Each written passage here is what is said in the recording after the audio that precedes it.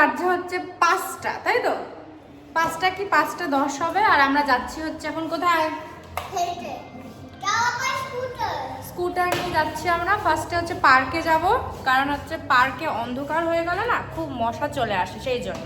দেন আমরা স্কুটার চালাবো আজকে। চলো চলো স্কুটার। হ্যাঁ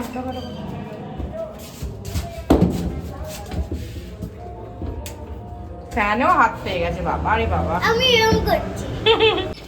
আগে পার্কে যাবে, দেন কিন্তু স্কুটার, মনে আছে তো যেটা হয়েছিল কথা সেটা? ঠিক আছে। এখন সব বাচ্চা কি পার্কে আছে? আরে কেউ পার্কে যায়নি, চলো চলো, তুমি তো চলো। আচ্ছা আচ্ছা, বাচ্চা এখনো আসেনি। আরে তুমিই ফার্স্ট, চলো। এগুলো আমার পার্কিং হয়। এটা তোমার পার্কিং হয়? বাহ, খুব ভালো, রেখে দাও। কিন্তু পার্কিং স্কুটারটা পার্ক। আমার ম্যাঙ্গুলা সিটি আছে। তাই? আচ্ছা।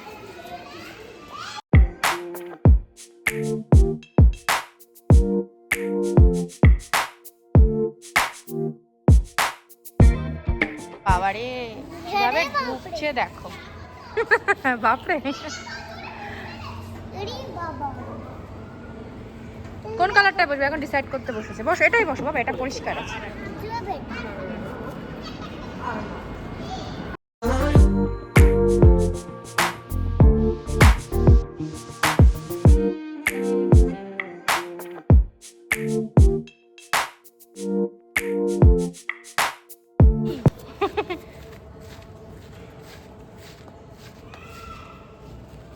পারবে? দেখি কেমন পারো। পারবো বটে। আরে নাচলে পারবে, সব পারবে। দুইটাই ধরি। ফাস্ট করতে হবে, ঠিক আছে? হ্যাঁ। হুম, হাতটা পারবে, করো না। আরে করো না, ট্রাই তো করো। ট্রাই না করলে কি করে হবে? তুমি না স্ট্রং গার্ল। সঙ্গে বটে। স্ট্রং তো বটে, তাহলে করতেই হবে। আসো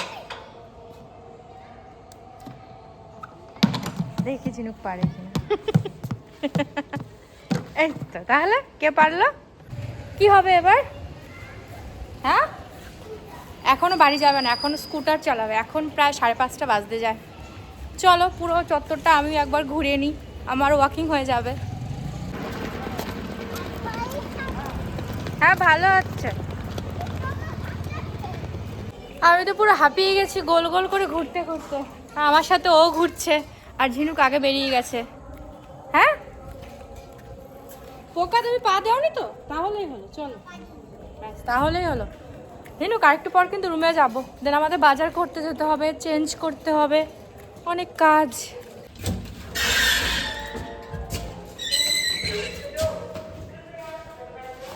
চলো, এখন বাজে হচ্ছে 7:30। তো আমরা যাচ্ছি এখন বাজার করতে। আজকে একটু মাংস খেতে ইচ্ছা করেছে, তো স্যান্ডি বলছে যে 7:30 অলরেডি বেজে গেছে, তো মাটন মনে হয় পাওয়া যাবে না। তাই বললাম ঠিক আছে, মাটন যদি পাওয়া না যায় তো আমরা চিকেন খেতে পারি, তাই না? Chicken leg piece.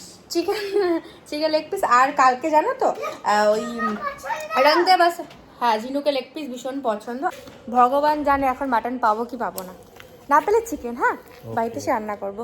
আর কালকে জানো তো ওই কোথায় যেন খেয়েছিলাম গো কালকে, হ্যাঁ রংদে বাসন্তীতে না, দারুণ একটা চিজ নান বানিয়েছিল। ভাবছি ওটাও বাড়িতে ট্রাই করব, যদি পাই সব কিছু গোছগাছ করতে, তোমাদের সাথে অবশ্যই শেয়ার করবো। আমি অনেক কথা হচ্ছে পপ আপ ক্যান্ডি কিনবো। নালি পিস কোটা? নালির পিস কাটছে, কাটছে, দেবে দেবে। চলো চলো চলো, এবার তাহলে পপ আপ চলো।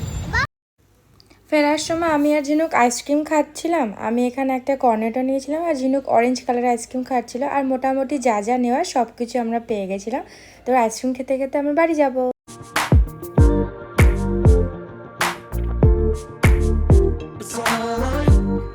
তো বাটার নান বানানোর জন্য সবার ফার্স্টে হচ্ছে আমি এখানে ময়দা নিয়ে নিয়েছি, আর দেন এটার মধ্যে আমি অ্যাড করব হচ্ছে টক দই,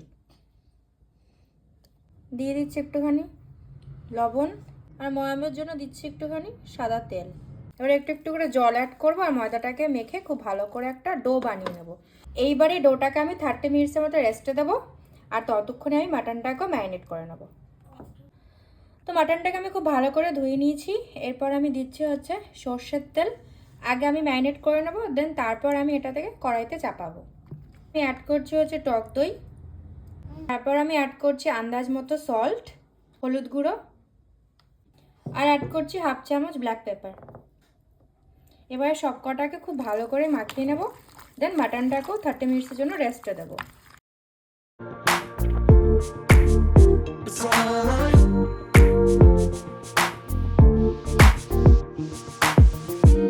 আমি আলুগুলোকে ভেজে নেবো।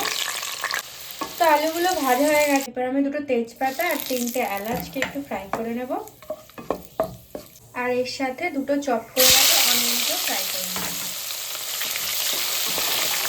সমস্ত মাটনটার মধ্যে দিয়ে দেব, আর একে একে সব পেস্ট আর মশলাগুলোকেও অ্যাড করতে থাকবো, আর খুব ভালো করে মাটনটাকে কষাবো। আর আমি অ্যাড করছি পেঁয়াজ বাটা, আদা রসুনের পেস্ট, আমি অ্যাড করছি জিরে বাটা, ধনে গুঁড়ো, আর হচ্ছে লাল লঙ্কার গুঁড়ো।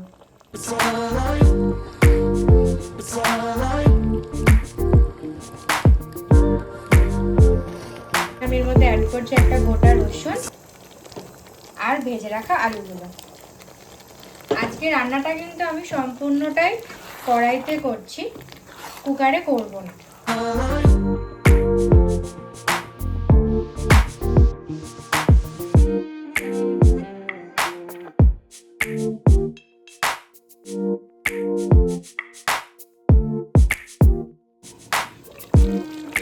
এবার ব্যালেন্সের জন্য আমি কয়েকটা গুড়ের বাতাসা অ্যাড করছি, তোমরা চাইলে এতে চিনিও অ্যাড করতে পারো। আমার রান্না মোটামুটি ডান। এবার আমি অ্যাড করব হচ্ছে একটু মিট মশলা।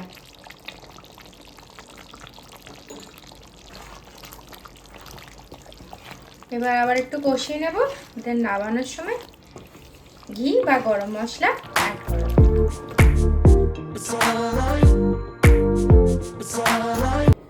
তো এবার আমি নানগুলোকে একটু একটু বেলে নেব, দেন এবার এখানে আমি আমুলের স্প্রেড চিজটা ইউজ করব। তোমরা চাইলে অন্য কোনো চিজও ইউজ করতে পারো।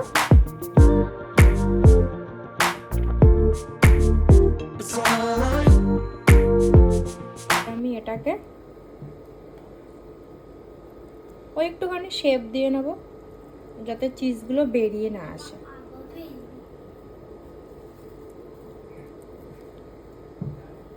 আর একটু সাবধানে এটাকে একটু আস্তে আস্তে চেপে চেপে বেলতে হবে, যাতে না চিজগুলো ফেটে বেরিয়ে না যায়। তোমাদেরকে আমি একটা বেলে দেখিয়ে দিচ্ছি। আর এটার উপর থেকে আমি একটুখানি চপড করা অনিয়ন আর একটু ধনেপাতা আর একটু কালো জিরে অ্যাড করছি, জাস্ট গার্নিশের জন্য, দেখতেও ভালো লাগবে তাই।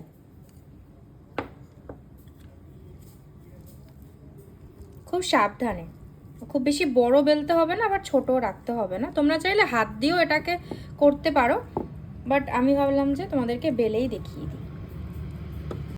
তা আমি কিন্তু এখানে খুব কম অয়েল ইউজ করেছি, তোমরা দেখতেই পাচ্ছ। আর নানটার সাইড দিয়ে কি সুন্দর চিজ বাস্ট হচ্ছে, তোমাদেরকে বলেইছিলাম।